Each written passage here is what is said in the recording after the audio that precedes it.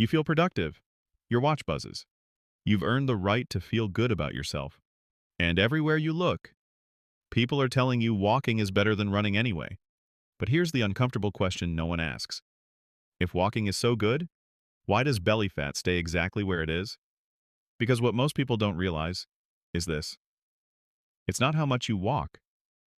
It's how fast you walk. And there's a very specific speed that flips your body into burning visceral fat. And most people never hit it. As Alex, I study how exercise actually affects body fat, especially the kind of people who struggle with the most. If you've been consistent, doing what you're told, but still not seeing changes, this video is for you. And if this helps, hit subscribe. We train smarter, not harder here. Walking is good, no argument there.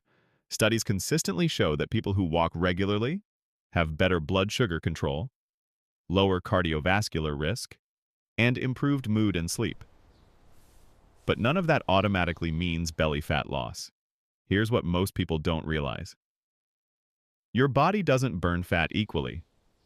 The fat around your hips or arms behaves very differently from visceral fat. The deep fat wraps around your organs, and visceral fat responds less to volume and more to physiological stress signals, which brings us to speed. Now, you might be thinking, isn't fat burning just about calories? Not exactly. Visceral fat is hormonally sensitive. It responds strongly to insulin levels, cortisol, and adrenaline. And walking too slowly never triggers the hormonal environment needed to tap into it. Here's where it gets really interesting. Research from the British Journal of Sports Medicine showed that people walking at a brisk pace, around 100 to 120 steps per minute, had significantly greater reductions in abdominal fat than those walking longer, at slower speeds. Same activity, different signal. Think of walking speed like a dimmer switch. Below a certain pace, you're moving, burning some calories, but your body stays in safe mode. Above that pace, breathing changes, core muscles engage, stress hormones rise just enough.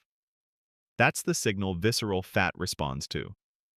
For most adults, that line sits around 4.5 to 5.5 kilometers per hour, or a pace where you can talk, but not sing. If you can scroll your phone comfortably while walking, you're below it. This is where people get stuck.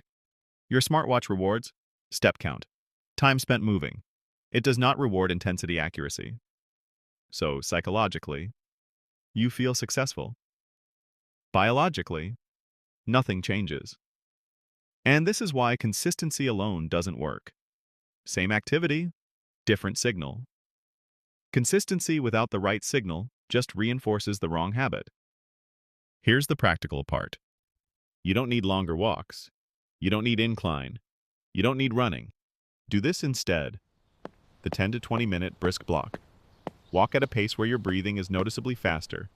Arms swing naturally, core lightly engaged.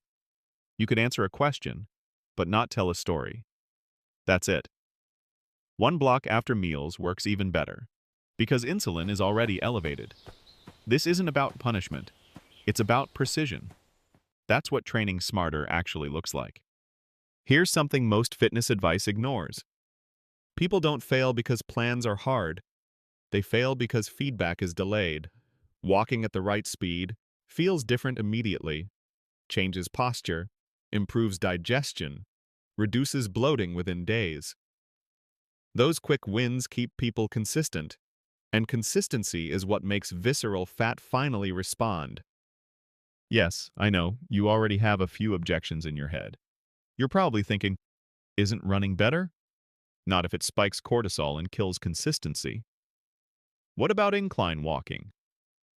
Helpful, but only if your speed is already right. Can older adults do this? This is exactly why walking speed beats running. This works at any age. If you control the speed the way we discussed, you will see the difference.